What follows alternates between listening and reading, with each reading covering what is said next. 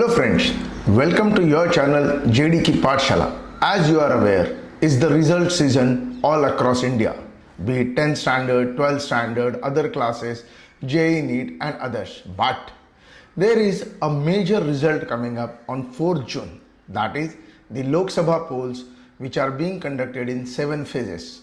The results will surprise many, will help many, many will be happy with the results, but it's the political parties whose status will get affected because of these results about which no one is talking. So, how will these results affect the political party status? Let's see it in today's video. So, without wasting any time, let's begin with today's video. There are number of types of parties, political parties in India. Firstly, a national party, a state party present in more than one state parties only in a particular state, and there are many a lot unrecognized parties in India. Who decides the status? It's the Election Commission of India which decides the status of political parties based on the technical criteria in Election Symbols Order 1968, and it reviews it time to time. So based on the review, a party may gain or lose a status. That is, if you are aware, the National Congress Party, that is NCP, lost its national status after the last elections. So and Aam Aadmi Party gained it after the last election. So what are the criteria? How a national party or a state party status is decided? Let's see. First and foremost, there are many conditions which the parties have to fulfill for getting the national status or the state status. First, let's see with the national status. They have to fulfill any one of the following conditions. The first condition is receives at least 6% of the valid votes cast in the election. It's not the total electorate, but whatever votes have been cast, 6% of the total valid votes they should get in a Lok Sabha or a state assembly in 4 or more states.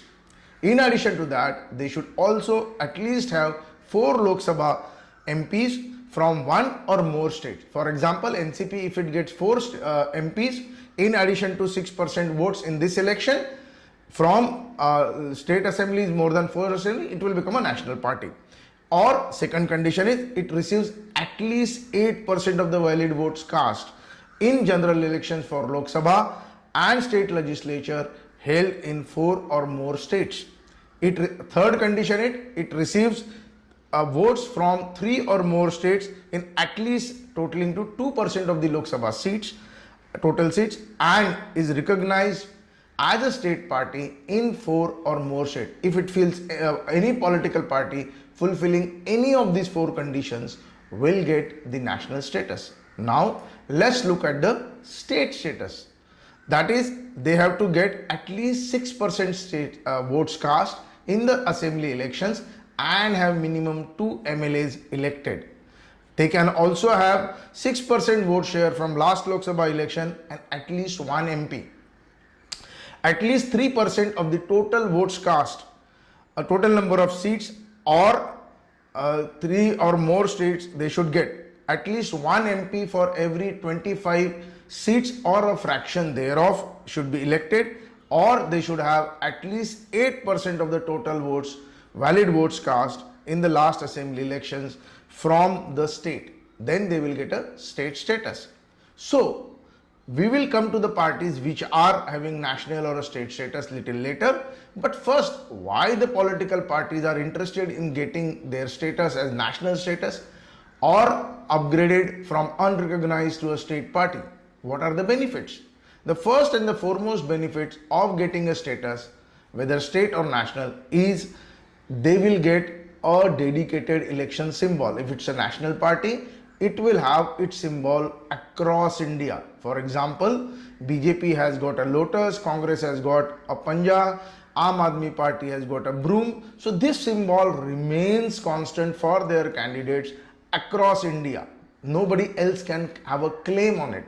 If it's a state party, it will have that symbol across the state. For example, Shiv Sena, which has bow and arrow in Maharashtra. Of course, don't go by the current split and the case under the court, but that is what they had.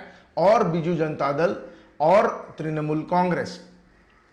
Similarly, they get the privilege to discuss with election commission the dates for the next election. The state party can discuss the state election dates and the national parties for the national, that is Lok Sabha election.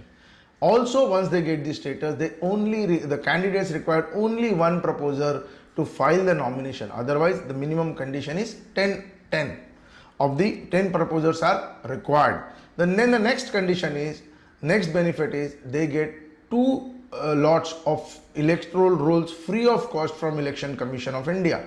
Also, the candidate gets one electoral roll, copy of electoral roll free of cost in particular constituency where he or she is fighting. Also, they get a time slot on the national television and radio during the election time. Then the other benefit is the star campaigners, like for BJP, Mr. Modi, Amit Shah, Gadkari and others are the star campaigners. For Congress, it's Mrs. Sonia Gandhi, Rahul Gandhi and others. For Aam Aadmi Party, it's Mr. Kejriwal. So all the star campaigners which a party can have is led down by the Election Commission of India.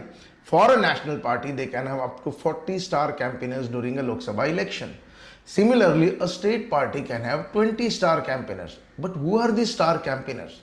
The best part of these star campaigners is whatever expenditure is incurred on their rallies, on their movement and related to their rallies is not counted against the expenditure which a candidate is allowed.